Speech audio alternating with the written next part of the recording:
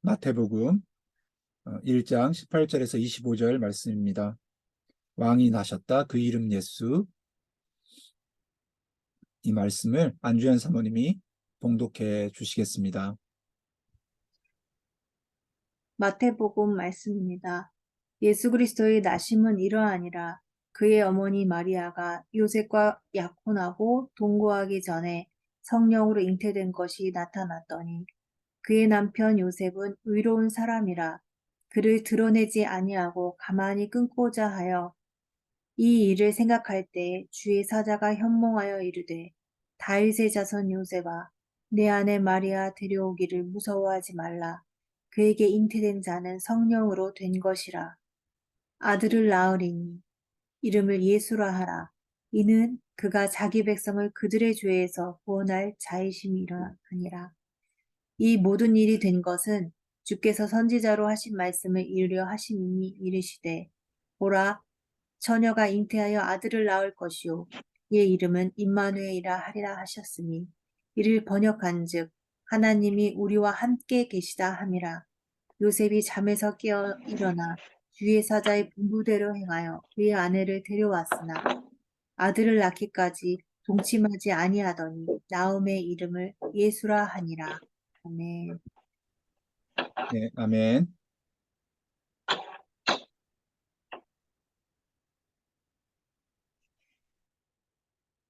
예, 오늘의 그림 컷입니다.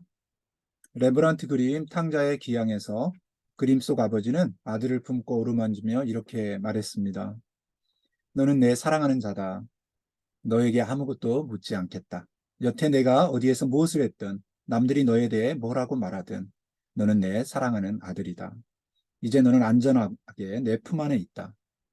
내가 곧 너의 집이다. 내 이름은 긍휼이고 사랑이다. 이 사실을 명심한다면 우리의 정체성을 잃지 않고도 엄청난 실패와 엄청난 성공 둘 다 감당해낼 수 있습니다. 우리의 정체성은 사랑받는 자이기 때문입니다. 그래서 기도란 우리를 사랑하는 자라고 부르시는 음성을 듣고 순종하고 싶어서 하는 것입니다. 우리가 사랑받는 자이기 때문에 그분과 대화하는 것이죠. 다음 그림 컷이요. 만일 예수 그리스도가 참 하나님이 아니라면 그분이 어떻게 우리를 도울 수 있겠습니까? 만일 그가 진정한 사람이 아니라면 그분이 어떻게 우리를 도울 수 있겠습니까? 하나님은 정의를 향한 열정, 영성을 향한 갈망, 관계를 향한 굶주림, 아름다움을 향한 동정을 만족시켜주는 유일한 분이십니다. 그리고 유일하신 참 하나님이신 하나님은 나사렛 예수, 이스라엘의 메시아, 세상의 참 주님 안에서 우리가 보는 바로 그 하나님이십니다. 나의 힘이 되신 여호와여 내가 주님을 사랑합니다. 우리는 그분을 나의 주, 나의 하나님이라 부르죠. 다음 그림 컷이요. 기도는 하나님께 우리의 마음을 드리고 그분이 주시는 사랑을 받는 아주 단순하면서 행복한 일입니다. 공기를 호흡하며 우리가 살아가듯 우리가 별다른 노력을 하지 않아도 기도함으로 하나님의 임재 안에 살 수 있습니다. 하나님의 임재 안에 사는 것, 주님께 기도함으로. 그러므로 우리가 기억해야 됩니다. 기도는 특별한 은사를 받은 사람만이 할 수 있는 어려운 일이 아닙니다. 누구나 하나님께 기도할 수 있고 응답을 받을 수 있습니다. 왜냐하면 왕이 나셨기 때문에 그 이름 예수가 우리 가운데 오셨기 때문에 가능한 일입니다. 오늘 말씀 속으로 가보겠습니다. 왕이 나셨다. 그 이름 예수.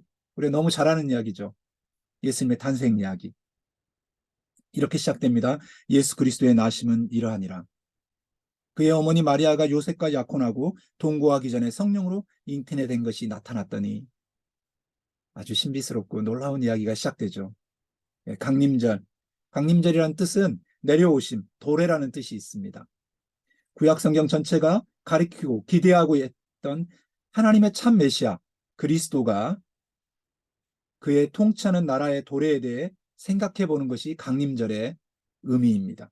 또 하나는 그렇게 약속했던 메시아가 정작 이 세상에 오게 되자 이 세상은 그분에 대해 어떻게 반응하고 응답하였는가를 살펴보는 것이 이 성탄의 계절의 중요한 의미입니다.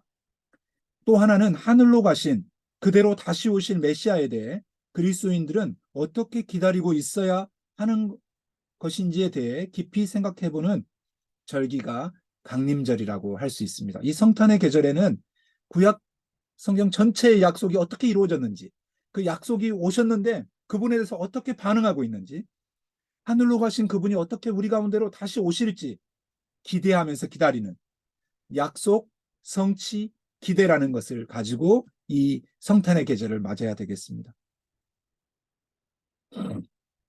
주님이 우리에게 오셨다는 말씀은 축복이죠. 죄로 인해 죽을 수밖에 없었던 우리 스스로는 우리의 생명을 구원할 수 없는 그런 우리에게 생명으로 사랑으로 평안을 주기에 오셨습니다. 그리고 우리에게 오셔서 말씀하시죠. 너는 사랑받는 자야. 예. 모든 걸 탕진하고 집으로 돌아온 그 아들을 향해서 아무 말하지 않고 안아주셨던 사랑받는 자라고 말씀해 주셨던 너는 내 아들이야. 같이 해볼까요? 나는 주님의 자녀입니다. 나는 사랑받는 자입니다. 아멘. 누구에게? 예, 예수 그리스도. 하나님의 아들 그분에게 사랑받는 자입니다. 우리를 사랑하기 위해서 오셨어요. 예수 그리스도의 나심은 이러하니라 그의 어머니 마리아가 요셉과 약혼했습니다. 그 당시에는 결혼 전에 약혼을 하고 1년쯤 지났다가 이제 같이 동거하면서 결혼 생활이 시작됩니다. 약속을 했어요. 그렇지만 동거하기 전에 성령으로 잉태되었다. 음.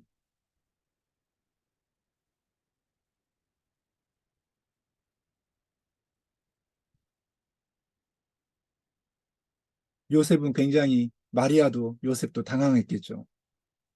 성령으로 잉태된 것이 나타나 임신 상태가 드러나게 되었죠.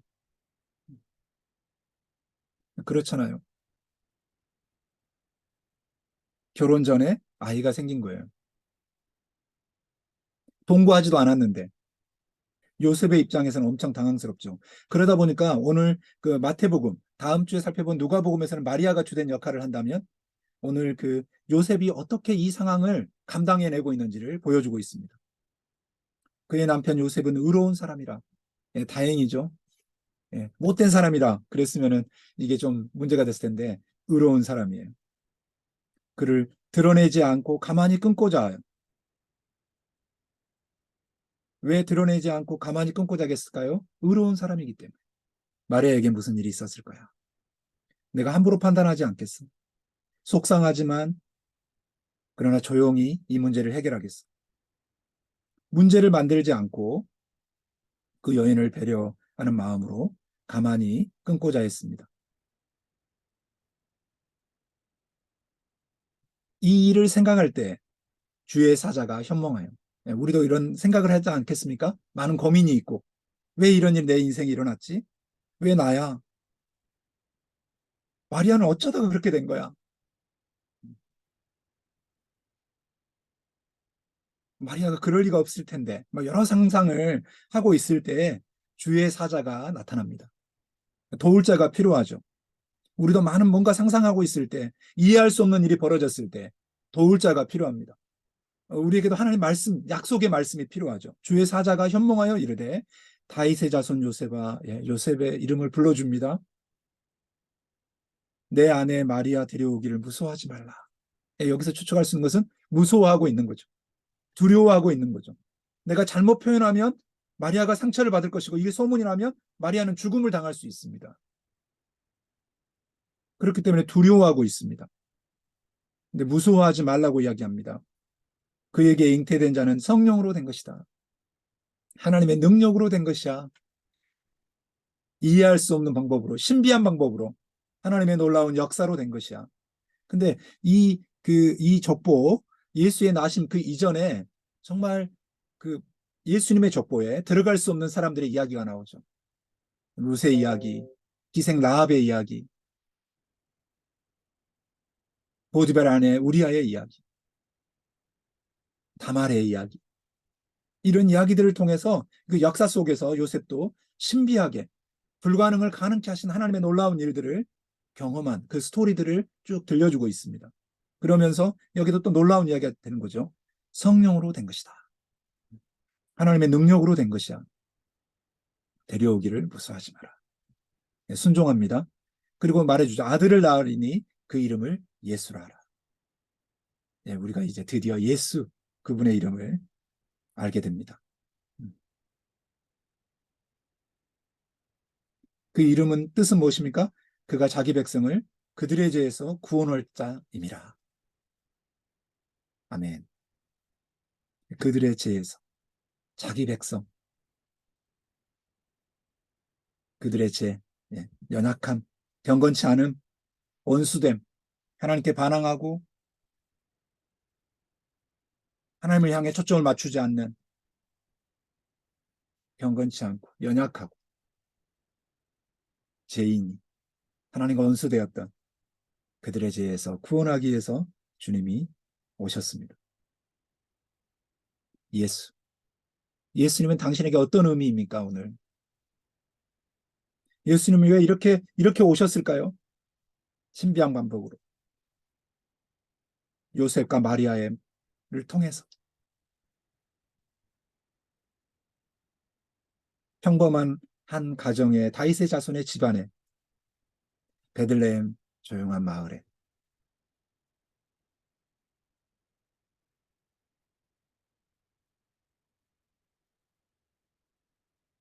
먼저 그분이 오심을 환영하는 사람들이 필요했습니다. 마리아의 순종이 필요했고요. 그것을 받아들일 요셉이 필요했습니다. 예수님은 언제나 평범한 삶 가운데 우리의 삶의 자리로 오시지만 그분을 환영하고 받아들일 순종의 사람이 필요합니다. 그분의 역사하심을 기다려준 사람들. 두려운 일이었고 한 번도 경험하지 않은 일이었지만 하나님이 하신 일들, 주의 사자에 현몽하여 꿈에 말해준 것처럼 받아들였던 것처럼 우리는 주의 약속의 말씀을 듣고 그분이 나의 구주, 나의 하나님이신 것을, 천하 범사의 다른 것으로는 생명을 얻을 수 없는 예수 그리스도 그분만이 라는 것을 환영하는 순종이 필요합니다. 마리아가 그랬듯이, 요셉이 그랬듯이 하나님의 놀라운 사랑과 계획을 환영하고 받아들이는 사람들이 필요합니다. 그들을 통해서 주님의 이름은 역사하죠. 그의 이름을 예수로 알아 자기 백성을 자기 죄에서, 그들의 죄에서 구원할 자이심이라. 요셉이 잠에서 깨어 일어나 주의 사자가 분부한 대로 행하여 그 아내를 데려왔으나 아들을 낳기까지 동침하지 아니하느니 나음의 그 이름을 예수라 하라. 한 걸음 한 걸음 믿음으로 순종한 요셉이 있죠. 동침하지 않습니다. 기다려줍니다. 이 일이 어떻게 되는지 함께 기대합니다. 그리고 아이가 태어났을 때 이름을 예수라고 했죠. 예수는 자기 백성을 그들의 죄에서 구원할 자였습니다. 마태는 마태복음 9장 13절에서 태어나신 예수님이 어떻게 사람들을 죄에서 구원하시는지 이렇게 들려줍니다. 마태복음 9장입니다. 예수께서 그곳을 떠나 지나가시다가 마테라 하는 사람이 세간에 앉아 있는 것을 보시고 이르시되 나를 따르라 하시니 일어나 따르니라. 예수께서 마태의 집에서 앉아 음식을 잡수실 때에 많은 세리와 죄인들이 와서 예수와 그의 제자들과 함께 앉았더니 바리새인들이 보고 그의 제자들에게 이르되 어찌하여 너희 선생은 세리와 죄인들과 함께 잡수시느냐. 밥을 먹을 수 있지. 예수께서 들으시고 이르시되 건강한 자에게는 의사가 쓸데없고 병든 자에게나 쓸데있느니라. 너희는 가서 내가 긍휼을 원하고 제사를 원하지 아니하노라 하신 뜻이 무엇인지 배우라. 나는 의인을 부르러 온 것이 아니요 죄인을 부르러 왔노라. 나는 주님이 필요합니다라고 말하는 사람들을 향해서 주님은 오셨다고 말하고 있습니다. 주님을 바라는 사람들을 향해서 손을 내밀어 주신 것입니다. 의인을 부르러 온 것이 아니라 죄인을, 연약한 자, 하나님과 원수된 자, 방황하는 자, 내 힘으로 나의 스스로 어찌할 수 없는 깨어져 버린 자, 예수, 당신이 나의 생명의 주인이십니다라고 고백하고 주님을 향해 나오는 자, 세리와 죄인들과 함께 잡수시는 것을 마다하지 않았던 세리 마태, 그 당시에 세금 거두는 사람, 로마의 앞잡이로 통했는데 그에게 나를 따라오너라, 내가 너로 사람을 낚는 어부가 되게 하겠다 초청하시는 주님이십니다. 그래서 우리도 기뻐해야겠죠. 스가랴서에서는 이렇게 예언했으면 시온에 따라 크게 기뻐할지어다.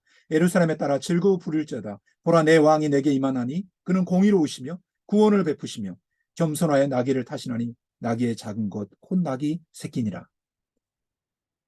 예, 우리가 다가갈 수 있는 곳에 오셨어요. 평범한 곳에 오셨어요. 삶의 고민이 있는 자리에 오셨어요. 그냥 우리 동네에 오셨어요. 나사렛 동네, 평범한 동네, 마리와 요셉을 통해서.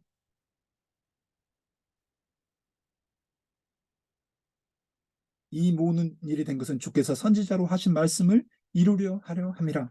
보라 처녀가 잉태하여 아들을 낳을 것이요 그의 이름을 임마누엘에 하라. 이 이를 번역한 자 하나님 우리와 함께 계시다. 임마누엘 하나님. 하나님 우리와 함께 계시기 위해서 오셨습니다. 그분은 나귀 새끼를 타고 공의로우시며 겸손한 왕으로 우리 삶의 자리로 오셨어요. 가까이 오셨어요.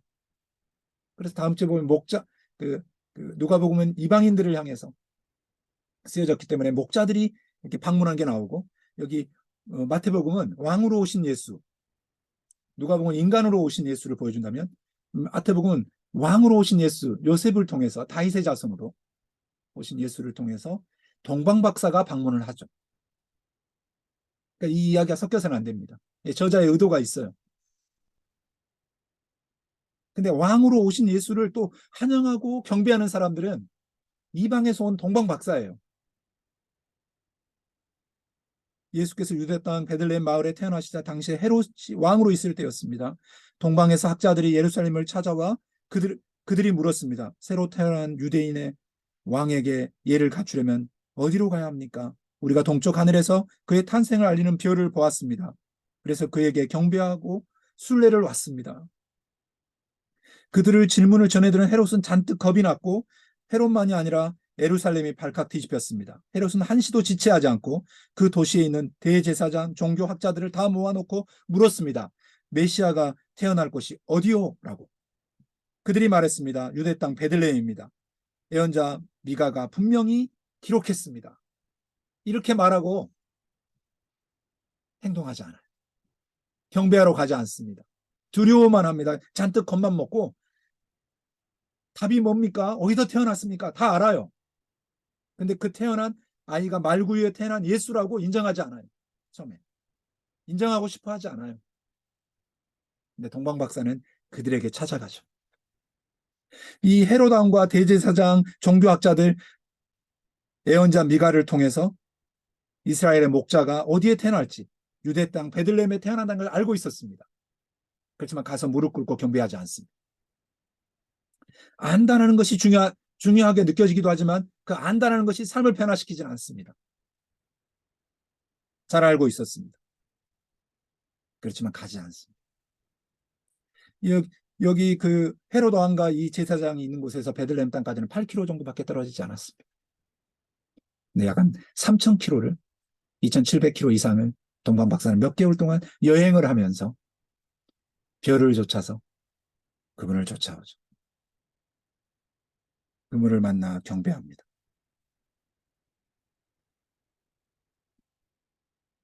예, 예수, 임마누엘, 우리와 함께 계신 그분, 우리를 죄에서 자유케 하시기 위해서 오셨지만 그분을 경배하는 것은 순종하는 자들, 믿음으로 가능합니다. 오늘 이 땅에 임마누엘, 우리와 함께 계신 하나님을 사람들은 알고 있지만, 들었지만 그분에게 찾아가지 않습니다. 경배하지 않습니다. 뒷북을 치죠. 나중에 추정해가지고 정말 너무 슬프고 잔인한 아이들을 죽이죠. 나사렛으로 피신하게 되고 애굽으로 내려가는 그런 일들이 주의 사자의 도우심을 통해서 일어납니다. 생명의 보호를 받죠. 연약했습니다. 예수님은 잡히면 죽는 그런 아주 연약한 아이로 태어난 것입니다.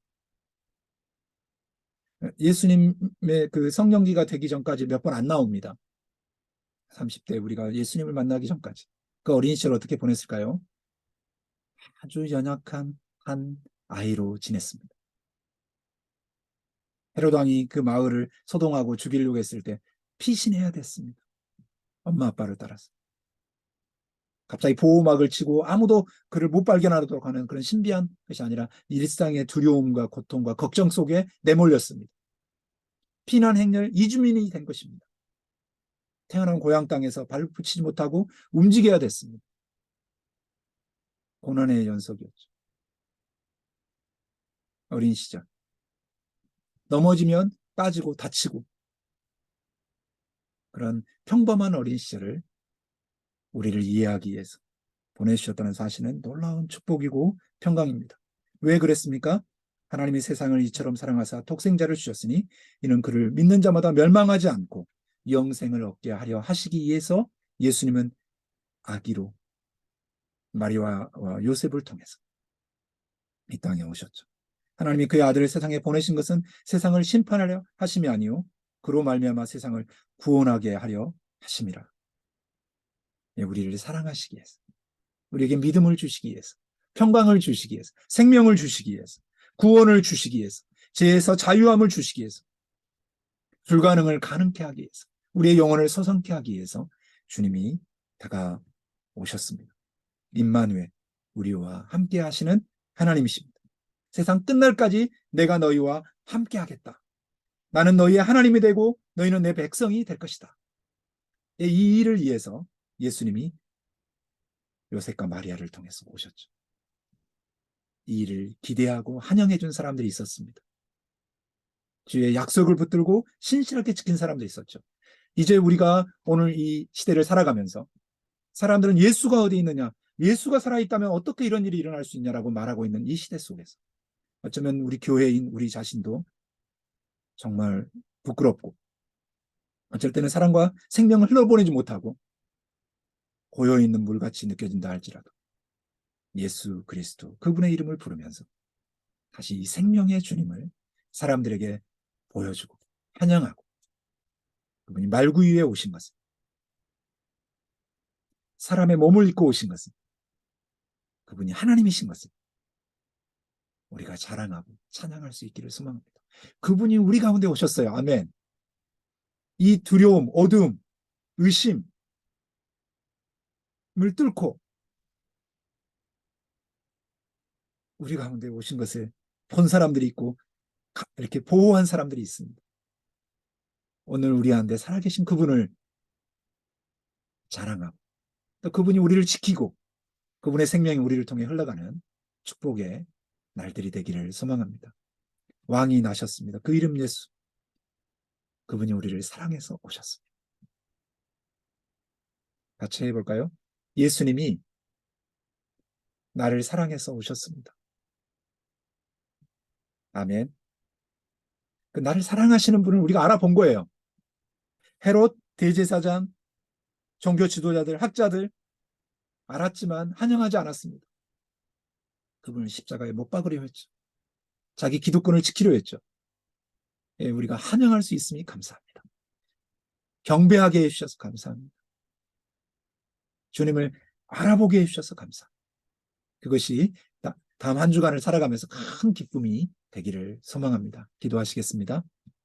이제는 우리 주 예수 그리스도의 은혜와 하나님 아버지의 무한하신 사랑과 성령의 능력 안에서 예수님의 오심을 환영하고 그분을 나의 구주 나의 하나님으로 믿고 살아가는 사랑받는 자인 우리 포도나무 교회 형제자매들 위해 이제로부터 영원토록 함께 하시기를 축원하옵나이다.